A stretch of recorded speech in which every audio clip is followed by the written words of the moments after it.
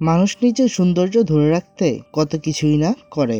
মানুষের সৌন্দর্যই যেন প্রথম প্রায়োরিটি। সৌন্দর্যকে ধরে রাখার জন্য কোনো মানুষ কতটা জঘন্য কাজ করতে পারে এমন একটা মুভি আজকে এক্সপ্লেন করতে চলেছি। বলছি থ্রিলার সিনেমা ডাম্পলিংস এর কথা। হংকং এর এই সিনেমাটি রিলিজ পেয়েছিল 2004 সালের 4ই আগস্ট। সিনেমাটির IMDb রেটিং 6/10। 85% গুগল ইউজার সিনেমাটি পছন্দ করেছেন। তাহলে চলুন আর সময় নষ্ট না করে কাহিনী শুরু করা যাক। তবে হ্যাঁ, তার আগে বলতে চাই, আমাদের চ্যানেলটিতে নতুন হলে আর কোনো ভিডিও পছন্দ হলে সাবস্ক্রাইব করতে ভুলবেন না, সাথে লাইক কমেন্ট করে আপনাদের ভালোবাসা জানান দেবেন অবশ্যই। সিনেমার শুরুতেই আমরা মি নামের একটি মেয়েকে দেখতে পাই। তার হাতে একটি লাঞ্চ বক্স আছে। সে লাঞ্চ বক্সটি সকলের থেকে লুকিয়ে চুরিয়ে বাঁচানোর চেষ্টা করছিল। কি আছে এই লাঞ্চ বক্সে, কেন এত সাবধানতা অবলম্বন করছে মি বক্সটা বাঁচাতে? দর্শক, সিনেমার সব রহস্যই লুকিয়ে আছে এই লাঞ্চ বক্স ঘিরে। তো আমরা মিকে দেখতে পাই কাস্টমস অফিসারদের ফাঁকি দিয়ে লাঞ্চ বক্স নিয়ে সে নিজের বাড়ি অবধি চলে এসেছে। তার মিস্ট্রিয়াস লাঞ্চ বক্স কেউ নাগাল পায়নি। মি ডাম্পলিং বানিয়ে বিক্রি করে নিজের জীবনযাপন করে। তার মিস্ট্রিয়াস লাঞ্চ বক্সে করে সে ডাম্পলিং কাস্টমারদের কাছে পৌঁছে দেয়। আবার এই বক্সে করে সে ডাম্পলিং বানানোর কাঁচামাল সংগ্রহ করে নিয়ে আসে। বাসায় ফিরে মি প্রথমে লাঞ্চ বক্সে থাকা পুরনো ডাম্পলিং গুলো ফেলে দেয়। তারপর আমরা তার টেবিলের উপর একটা বাটিতে কমলা রঙের কিছু উপাদান রাখা দেখতে পাই, যা সে ডাম্পলিং বানানোর কাজে ব্যবহার করে। মি সেখান থেকে এক পিস তুলে নিজের মুখে চালান করে দেয়। পরের সিনে আমরা মিসেস লিকে দেখতে পাই। তিনি মিকে খুঁজতে খুঁজতে এই অবধি এসেছে। একসময় মিসেস লি একজন অভিনেত্রী ছিলেন। যৌবনকালে সে প্রচুর সিনেমার কাজ করে অনেক প্রশংসা কুড়িয়েছেন। একসময় বয়স বাড়ার সাথে সাথে তার জনপ্রিয়তা তলানির দিকে আসতে শুরু করলে মিসেস লি এক ধনকুবেরকে বিয়ে করে সংসার পাতেন। কিন্তু সেই সংসারও খুব একটা সুখী নয় সে। তার স্বামী মিস্টার লি ইদানিং তার স্ত্রীর প্রতি আকর্ষণ অনুভব করেন না। কচিকাঁচা মেয়েদের পেছনে ঘুরে প্রচুর টাকা নষ্ট করেন। মিসেস লি স্বামীর সাথে কোনো ঝামেলায় না জড়িয়ে সংসারটা সুন্দরভাবে করতে চান। এটা একমাত্র তখনই সম্ভব যখন মিস্টার লি তার উপর আকর্ষণ অনুভব করবে। আর মিসেস লি এখনের থেকেও অনেক সুন্দর ও আকর্ষণীয় হয়ে যাবেন। মিসেস লি একজন পরিচিত ব্যক্তির মাধ্যমে মির কথা জানতে পেরে দেখা করতে চলে এসেছেন। মির ডাম্পলিং খাওয়ার জন্যই সে এখানে এসেছে, কারণ সে শুনেছিল মির ডাম্পলিং যে খায় তারই বয়স কমে যায়। মিসেস লি মির বয়স জানতে চাইলে মি বলে যে তার আসল বয়স বললে বিশ্বাস হবে না। তবুও মিসেস লি আইডিয়া করে যে মির বয়স খুব বেশি হলে 30 বছর হতে পারে।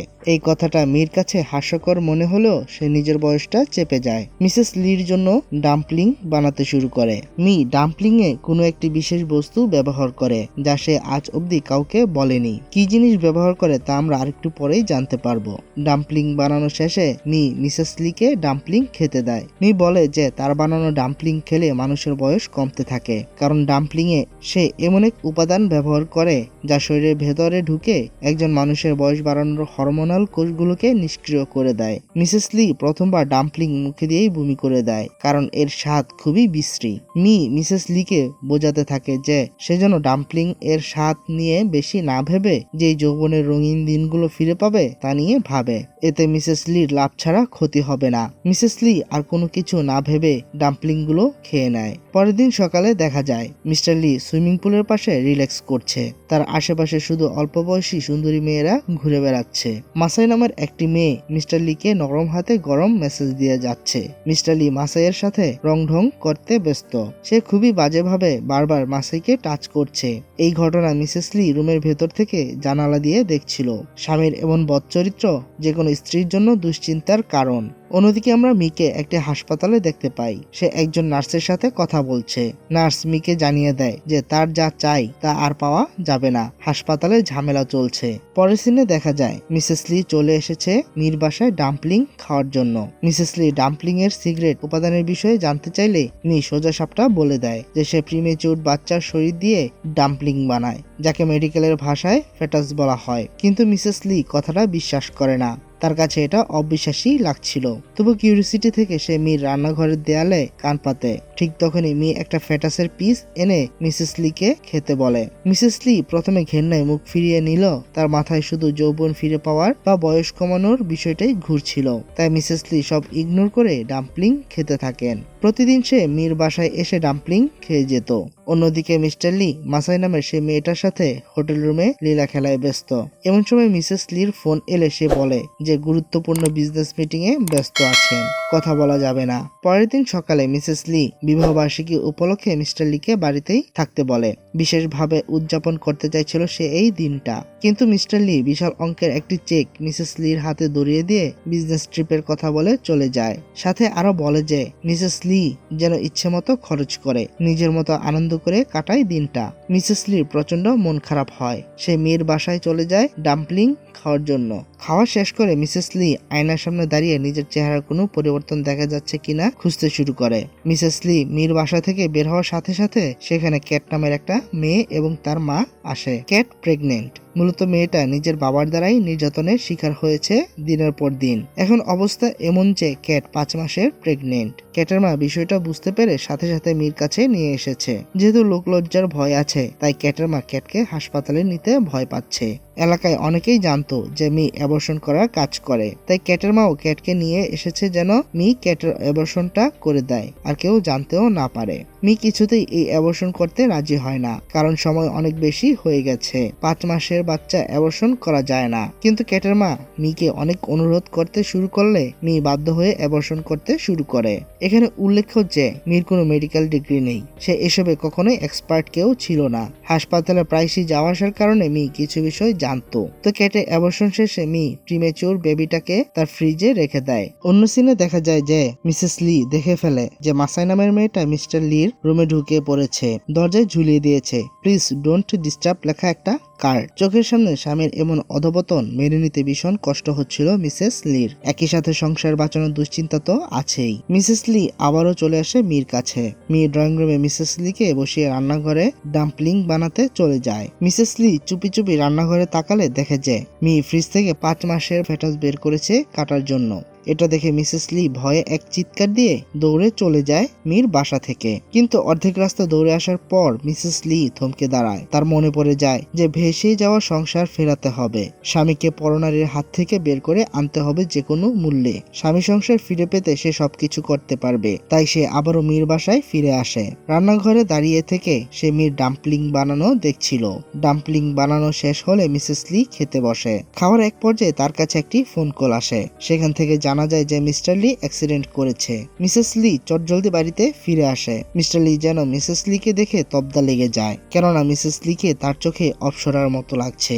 মিস্টার লি অনেকদিন পর মিসেস লিকে কাছে টেনে নেয়। অপরদিকে আমরা দেখতে পাই ক্যাট আর তার মা বাসে করে কোথাও থেকে ফিরছে। এমন সময় ক্যাটের প্রাইভেট পার্ট থেকে প্রচুর ব্লিডিং হতে শুরু করে, একই সাথে প্রচন্ড ব্যথা। ক্যাটের মা তাড়াহুড়ো করে বাস থেকে নামলে রাস্তার উপরেই অতিরিক্ত রক্তক্ষরণের কারণে মেন্টাল শকে ক্যাট মারা যায়। ক্যাটের মা মেয়েকে জড়িয়ে ধরে কাঁদতে শুরু করে। সে বারবার নিজেকেই দোষারোপ করছিল ক্যাটের মৃত্যুর জন্য।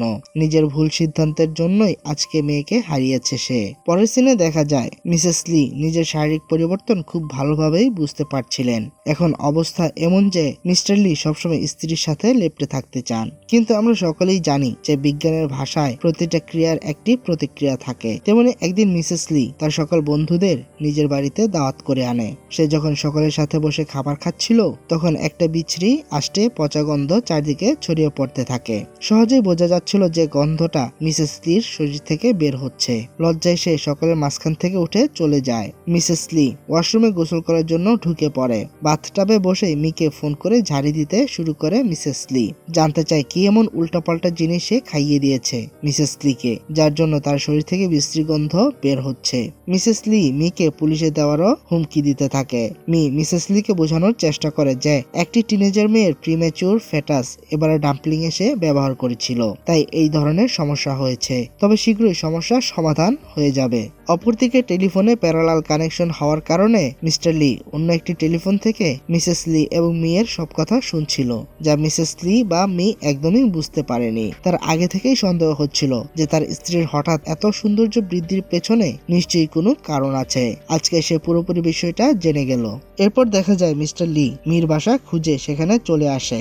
মিস্টার লিকে মি বলে যে সে কেবলই ছোটখাটো একটা ডাম্পলিং এর দোকান চালায়। সে মিস্টার লিকেও ডাম্পলিং খেতে দেয়। তখন মি বলতে থাকে যে আগের যুগে কেন মানুষ নরমাংস খেত। প্রাচীন সভ্যতায় যখন মানুষ কাঁচা মাংস ফলমূল খেয়ে পাহাড়ের গুহায় জীবনযাপন করত, তখন মানুষের মধ্যে নরমাংস খাওয়ার প্রচলন ছিল। সে সময় বিশ্বাস করা হতো যে একজন মানুষ যদি অন্য একজন মানুষের মাংস খায় তাহলে সে দীর্ঘদিন বেঁচে থাকবে, শক্তিশালী থাকবে। শুধু তাই না, আধিপত্য বিস্তারের জন্য তখন খুনাখুনি করে একদল অন্য দলের মাংস খেত। এছাড়াও পরবর্তী জামানায় যুদ্ধে জয়লাভ করে বিজয়ী পক্ষ তার শত্রুপক্ষের রক্ত পান করে বিজয় উদযাপন করত। মিস্টার লিকে এসব কথা বলার সময় মি তাকে সিরিয়াস করার চেষ্টা করতে থাকে, কারণ সে জানতো মিস্টার লি অনেক ধনী একজন ব্যক্তি। তাকে হাতের মুঠোয় আনতে পারলে বাকি জীবন শুয়ে বসে আরাম বিলাসিতা করে কাটিয়ে দেওয়া যাবে। মিস্টার লি যেন সহজে মির টোপটা গিলে ফেলে। একে তো সে আগে থেকেই ক্যারেক্টারলেস, তাই এমন সুযোগ সে কিছুতেই হাতছাড়া করবে না। সে খাওয়া ছেড়ে মির সাথে ঘনিষ্ঠ সময় কাটাতে শুরু করে। তখন দেয়ালে ঝুলানো একটি ছবিতে মির জন্মসাল আমরা দেখতে পাই। জন্মসাল হিসেব করে এক অবাক করা তথ্য পাওয়া যায়। মির বয়স এখন 60 বছর, অথচ তাকে দেখতে কেবল 30 বছরের মনে হয়। হিউম্যান ফেটাস খাওয়ার কারণে মূলত মির বয়স থমকে গেছে। মিস্টার লি এবং মির ঘনিষ্ঠ মুহূর্তেই মিসেস লির ফোন আসলে মিসেস লি ডাম্পলিং দেওয়ার জন্য মিকে অনুরোধ করতে থাকে, কিন্তু মি ডাম্পলিং দিতে মানা করে দেয়। কিছুক্ষণ পরে মিস্টার লি মির বাসা থেকে যেতেই সেখানে মিসেস লি এসে উপস্থিত হয়। সমানে দরজা ধাক্কাতে থাকে, তাকে যেন ডাম্পলিং দেওয়া হয়, কিন্তু মি পুরোপুরি মিসেস লিকে ইগনোর করতে শুরু করে দিয়েছে। এত ডাকাডাকির পরও সে দরজা খুলে না। সিন কাট হলে আমরা দেখতে পাই মিসেস লি ডাক্তার দেখাতে হসপিটালে যায়। সেখানে ডাক্তার মিসেস লিকে নিউট্রিশন যুক্ত খাবার বেশি করে খেতে বলে। ডাক্তারের রুম থেকে বের হতে মিসেস লি সেখানে মাসাইকে দেখতে পায়। সে জানতে পারে যে মাসাই প্রেগনেন্ট, আর বাচ্চার বাবা আর কেউ নয়, মিস্টার লি। এই কথা জেনে মিসেস লি যেন পাগলের মতো হয়ে যায়। সংসার বাঁচানোর জন্য কোন রাস্তা যে অবলম্বন করবে সে নিজেও বুঝতে পারছে না। সে খুঁজে খুঁজে মিকে একটি পার্লারে পায়। সে মিকে অনেক রিকোয়েস্ট করতে থাকে তাকে ডাম্পলিং দেওয়ার জন্য। আগের থেকে অনেক বেশি টাকাও দিতে চায়, কিন্তু মি যেন কিছুতেই রাজি হচ্ছিল না। মি রাজি না হওয়ার আরেক কারণ হলো মিস্টার লি। মিস্টার লি এখন মির প্রেমে হাবুডুবু খাচ্ছে। এখনই সময় মিস্টার লি যতদিন মির উপর পাগল থাকবে ততদিনে মি নিজে রাখার গুছিয়ে নেবে। এত কিছুর পরও মি রাজি না হওয়ায় মিসেস লি রাগ করে চলে গেলে সে মিস্টার লিকে ফোন করে আবার তার বাসায় ডেকে পাঠায়। অপরদিকে ঘটে যায় আরেকটি ভয়ঙ্কর ঘটনা। ক্যাটের মা নিজের স্বামীকে খুন করে ফেলেছে। মেয়ের উপর হওয়া অন্যায়ের প্রতিশোধ নিতে সে নিজের স্বামীকে খুন করেছে। এতে যদি তার নিষ্পাপ মেয়েটার আত্মা একটু শান্তি পায়। ক্যাটের মায়ের হাতে ক্যাটের বাবার খুন হওয়ার বিষয়টা মি জানতে পেরে সাথে সাথেই ব্যাগ গুছিয়ে এলাকা ছেড়ে পালায়। এদিকে দেখা যায় মিসেস লি মাসাইয়ের সাথে দেখা করতে গিয়েছে। সে মাসাইয়ের সাথে একটি ডিল করে। মাসাই যদি তার বাচ্চা মিসেস লিকে দিয়ে দেয় তাহলে সে মাসাইকে অনেক বেশি পরিমাণ টাকা দেবে। এত টাকা দেবে যে মাসাই দূরের কোনো শহরে গিয়ে অনায়াসে তার লাইফ সেটেল করতে পারবে। মাসাই 5 মাসের প্রেগনেন্ট ছিল। অপরদিকে মিস্টার লি মাসাইকে আগে থেকেই বলে রেখেছিল যেন কোনোভাবেই মাসাই বাচ্চা অ্যাবর্শন না করে, কারণ একটি বাচ্চা তার চাই। কিন্তু মাসাই অনেক ভেবে মিসেস লির অফারটা অ্যাকসেপ্ট করে নেয়। সে অনুযায়ী পরের দিন মিসেস লি মাসাইকে নিয়ে হসপিটালে যায় বাচ্চা অ্যাবর্শন করানোর জন্য। সাধারণত পেশেন্টকে অজ্ঞান করে অ্যাবর্শন করানো হয় যদি ফেটাসের বয়স বেশি থাকে। মাসাই যেহেতু 5 মাসের প্রেগনেন্ট, তাই ডাক্তার মিসেস লিকে অ্যানেস্থেসিয়া দেওয়ার কথা বললে সে মানা করে দেয়। সে ডাক্তারকে বলে যেন অ্যানেস্থেসিয়া না দিয়ে অ্যাবর্শনটা করানো হয়, যেহেতু এখানেও টাকার খেলা। তাই মিসেস লি যা বলে ডাক্তার তাই করে। ফলে অ্যাবর্শন করার পর অতিরিক্ত রক্তক্ষরণের কারণে মেন্টাল শকে মাসাইও মারা যায় ক্যাটের মতোই। ডাক্তার মিসেস লির হাতে মাসাইয়ের প্রিম্যাচিউর ফেটাস তুলে দেয়। অন্যদিকে মি ছদ্মবেশে পুরো শহরের অলিতে গলিতে ঘুরে বেড়াচ্ছে যেন কেউ তাকে চিনতে না পারে। ক্যাটের ঘটনার জন্য সেও পুলিশের চোখে সাসপেক্ট হতে পারে ভেবে সে নিজেকে লুকিয়ে রাখার চেষ্টা করছে। মি নিজের এই সুন্দর চেহারা আর কাউকে দেখাতে পারবে না, সবসময় এমন লুকিয়েই তাকে বাঁচতে হবে। অপরদিকে মিসেস লি মাসাইয়ের প্রিম্যাচিউর ফেটাসকে চপার দিয়ে কুটি কুটি করে কাটছে খাওয়ার জন্য। মিসেস লি তার সংসার বাঁচাতে এত এত অপরাধ করে ফেলেছে যে সে আর কখনো এর থেকে বিরত থাকতে পারবে না। একই সাথে প্রিম্যাচিউর বাচ্চার ফেটাস খাওয়ার কারণে তার শরীর থেকে সেই বিশ্রী গন্ধ সবসময় বের হতে থাকে। ফলে সে চাইলেও আর কারোর সাথে মিশতে পারবে না, কারো সামনে যেতে পারবে না ওই বিশ্রী গন্ধের জন্য। দর্শক, সবশেষে বলে রাখি, ভুল দিয়ে কখনো কোনো কিছু সঠিক করা যায় না। যা ভুল তা ভুলই, বরং ভুল ঢাকতে আরো বেশি বেশি ভুল কাজে মানুষ জড়িয়ে যায়, যা থেকে আর কখনোই বের হতে পারে না। আর সিনেমা এখানেই শেষ হয়। সকল দর্শকের প্রতি অনুরোধ, ভুল কাজ থেকে দূরে থাকবেন। তো সিনেমাটি কেমন লাগলো কমেন্টে জানাতে একদমই ভুলবেন না। নতুন কোনো মুভির এক্সপ্লানেশন পেতে চাইলে তাও কমেন্টে জানাবেন। দেখা হবে পরের ভিডিওতে। ততক্ষণ ভালো থাকুন, সুস্থ থাকুন।